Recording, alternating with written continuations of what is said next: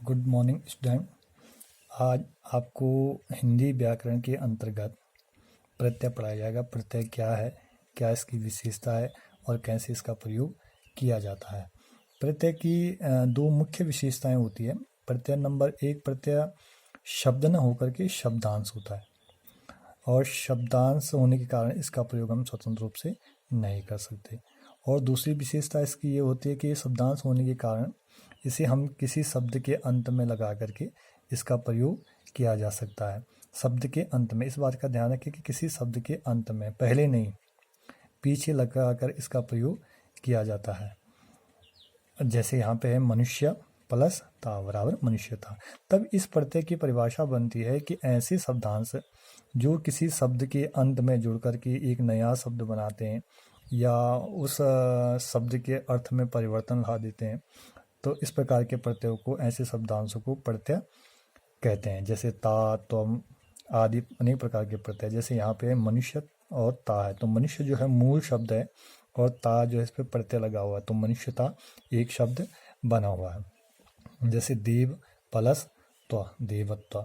इस प्रकार से प्रत्यय का हम प्रयोग शब्द के पीछे लगाकर करते हैं और फिर एक नया शब्द बनता है। अब आता है प्रत्यय के भेद। प्रत्यय के दो भेद होते हैं, एक कृत प्रत्यय और दूसरा आता है तद्धित प्रत्यय। कृत प्रत्यय वो प्रत्यय होते हैं जो मूल धातु के साथ लग करके संज्ञा और विशेषण शब्दों का निर्माण करते हैं। अब जैसे मूल धातु क्या है, जैसे मूल धातु का आ गया कि क्रिया के मूल शब्द को क्रिया के मूल शब्द को धातु कहते हैं। तो ऐसे धातु के साथ लग कर के ये संज्ञा और विशेषण शब्दों का निर्माण करते हैं। जैसे मूल धातु, जैसे हमारे पास पढ़ना है, तो पढ़ना में पढ़ मूल धातु है, ना प्रत्यय लगा हुआ, तो पढ़ना शब्द बना हुआ। तो इस प्रकार के धातुओं के साथ ये प्रत्यय लगते हैं, तो वो कहलाते हैं कृत प्रत्यय। कृत प्रत्यय के अंतर्गत 5 भेद होते हैं। कृत प्रत्यय के 5 भेद होते हैं। जो पहला है कर्तरीवाचक, फिर है कर्मवाचक, फिर करणवाचक, भाववाचक और क्रियावाचक। कर्तरीवाचक कृत प्रत्यय वो प्रत्यय कहलाते हैं जो प्रत्यय कर्ता शब्द का निर्माण करते हैं। कर्ता शब्द का निर्माण कैसे करते हैं? जैसे कर्ता, जैसे खेल धातु है और उस पर हमने आड़ी प्रत्यय लगा दिया तो खिलाड़ी शब्द बन गया, खिलाड़ी शब्द बन गया।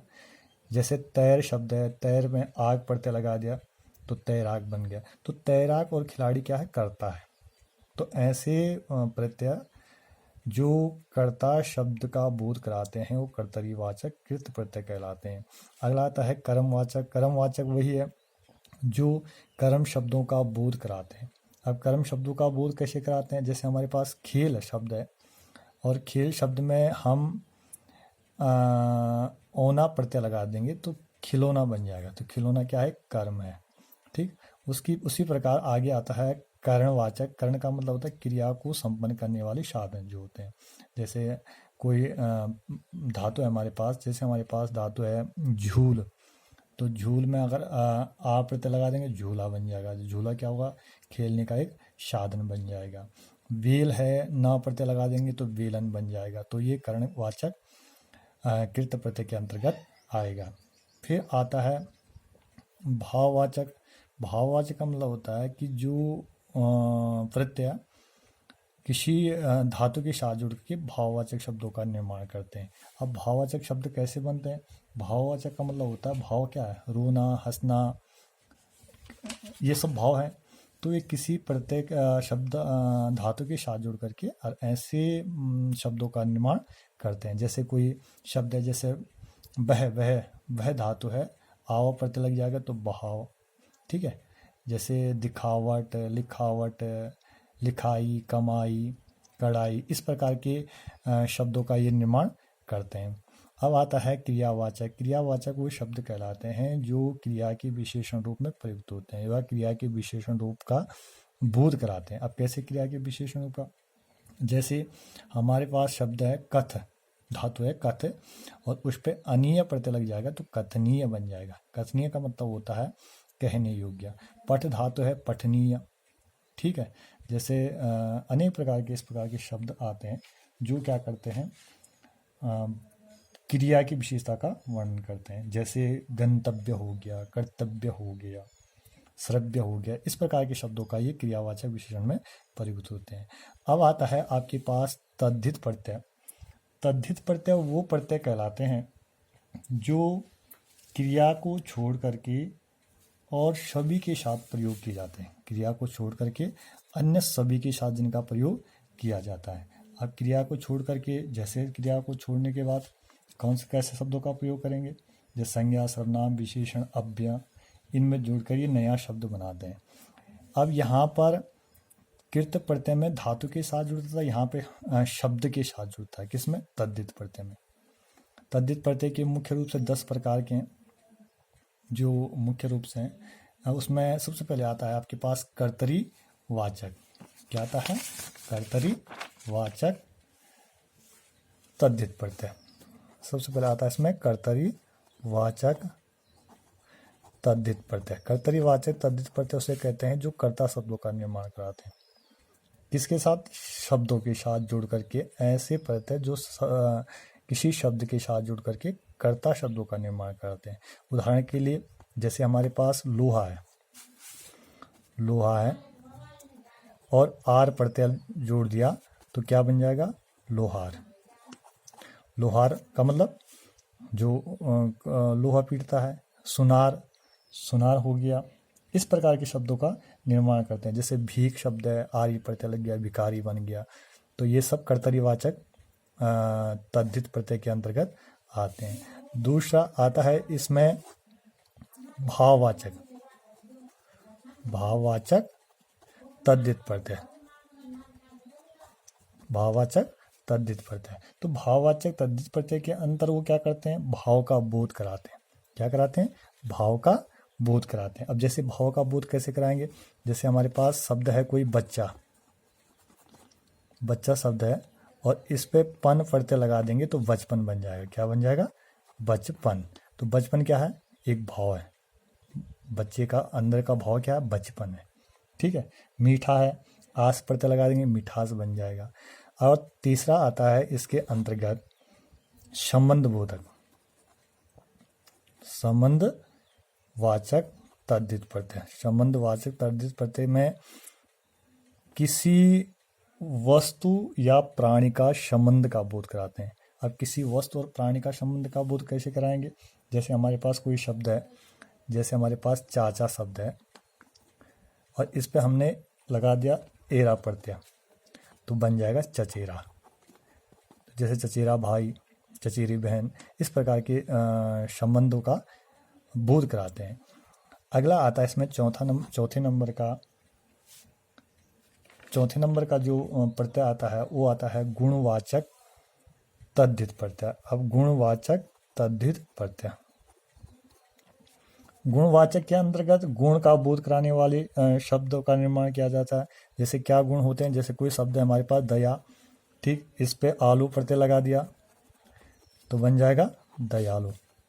ठीक, आई बात। ईर्षा शब्द है, आलू प्रत्यय लगा ईर्षालु, तो ईर्षालु और दयालु क्या है? उसके गुण है। ठीक, जैसे धन शब्द है, ई प्रत्यय लगा धनी, ज्ञानी, लोभी, अनेक प्रकार के ऐसे शब्दों का निर्माण किया जाता है। पांचवा आता है आपके पास स्थानवाचक। स्थानवाचक का मतलब होता है किसी स्थान के बारे में वो बोध कराते हैं। जैसे कोई शहर है, शहर शब्द है हमारे पास और इस पे ई प्रत्यय लग गया तो शहरी बन जाता है। जैसे पंजाब है, पंजाबी बन गया। जापान है, जापानी बन गया। और छठे नंबर पर आता है आपके पास कर्मवाचक। कर्मवाचक का मतलब आप जानते हो, कर्म का मतलब जैसे पहला, दूसरा, तीसरा, चौथा, इस प्रकार के कर्म जो वाइज चलते हैं, इस प्रकार के शब्दों का निर्माण करते हैं। जैसे दो शब्द है और इस पे जो है गुना प्रत्यय लग जाएगा तो बन जाएगा दो गुना। क्या बन जाएगा? दो गुना या 100 गुना। या 5 शब्द है उस पर वाह प्रत्यय लग गया, पांचवा, छठवा, इस प्रकार के। और सातवें नंबर पे आता है आपके पास अपत्यवाचक। अपत्यवाचक तद्धित प्रत्यय। अपत्यवाचक तद्धित प्रत्यय वो प्रत्यय कहलाते हैं जो संतान का बोध कराते हैं। किसका बोध कराते हैं? संतान का। जैसे हमारे पास कोई शब्द है, कुंती शब्द है हमारे पास, और इस कुंती शब्द में हमने ये प्रत्यय लगा दिया तो क्या बन जाता है? कौन्तेय।